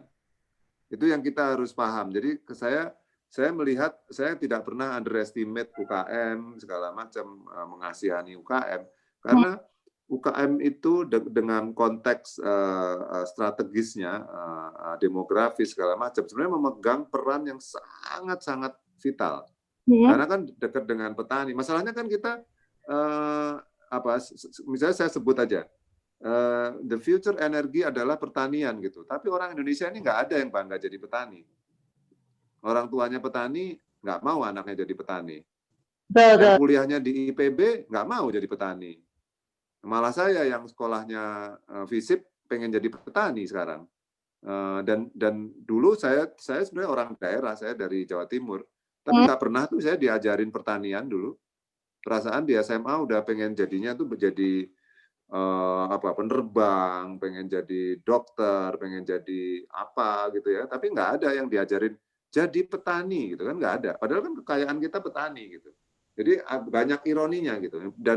Tapi saya juga bisa ngerti gitu karena orientasi negaranya nggak ke sana gitu. Tapi sekarang ini kan dapat momentum kan untuk kita harus menjadi bangsa produsen gitu. Saya sebenarnya keresahan saya itu gitu. Jadi ya kita harus berjuang sih Pak untuk merebut hal seperti itu. Mungkin jawabannya agak panjang sih nanti Pak. Itu kalau ini. Harus diskusi khusus itu kalau ngomong identitas geografis. Tapi itu menarik. Jadi sudah cukup membantu ya, Bapak? Oke. Tanya nanti ke pengacara boleh tuh. Saya tuh perundang-undangan nih ada sensitif. Tapi semoga ya pastinya ya, harus semangat ya. Luar biasa sekali. Terima kasih untuk pertanyaannya. Wow, Pak Handoko, thank you banget loh, ini keren banget semua paparan yang sudah diberikan oleh Pak Handoko tentunya. Sekali lagi Bapak mohon izin ya, kita ada informasi sedikit nih sebelum kita tutup untuk sesi sharing session kita. Kepada rekan-rekan para pelaku UMKM, kita akan tampilkan untuk barcode, untuk rekan-rekan untuk scan bersama-sama ya, kita scan dulu karena itu selain untuk absen, ini juga untuk mendapatkan e-sertifikat. Jadi silakan sekali lagi untuk scan barcode-nya ini sudah kita tampilkan ya. Silakan bisa di tempat masing-masing untuk dapat men-scan QR code-nya. Ini adalah untuk absen dan juga untuk mendapatkan e-sertifikat. Kita hitung 10 mundur ya, boleh ya. Pak Handoko mohon izin nih, ada iklan sedikit nih. Selain informasi yang sudah diberikan dan juga menambah wawasan, menambah pengetahuan, menambah inspirasi juga. Yuk kita hitung 10 mundur, silakan untuk dapat scan barcode-nya. 10, 9, 8, 7, 6, 5, 4, 3, 2, 1. Iya. Dan Pak Handoko, masih dengar suara Eka Bapak? Sekali lagi kami ucapkan terima kasih banyak Bapak. Semoga semakin sukses, makin berjaya, dan terpenting sehat, bahagia Bapak. Pak Handoko terima kasih, matur suwun Bapak. Berhubung Jawa ya Pak, matur suwun nggih, matur suwun. Sukses selalu, terima kasih. Ya baik Bapak dan Ibu sekalian yang kami hormati juga dari PLN, tentunya masih dalam rangkaian acara pelatihan UMKM dalam Festival PLN Peduli 2020 ya. Dari yang sudah tadi kita dengarkan paparan dari Pak Handoko, ini tentunya aku mau kasih resume sedikit ya bahwa bisnis itu ataupun apalagi dalam masa pandemi seperti ini ya, branding itu tetap diperlukan, tapi kita tetap harus berjuang dan juga harus kuat ya, bahwa yang kuat dan yang berjuang itu masih belum cukup. Yang bertahan adalah yang bisa beradaptasi ya. Jadi silakan untuk berlomba-lomba terus branding dan juga mempromosikan barang-barang atau produk-produk dari UMKM-nya ya. Luar biasa sekali.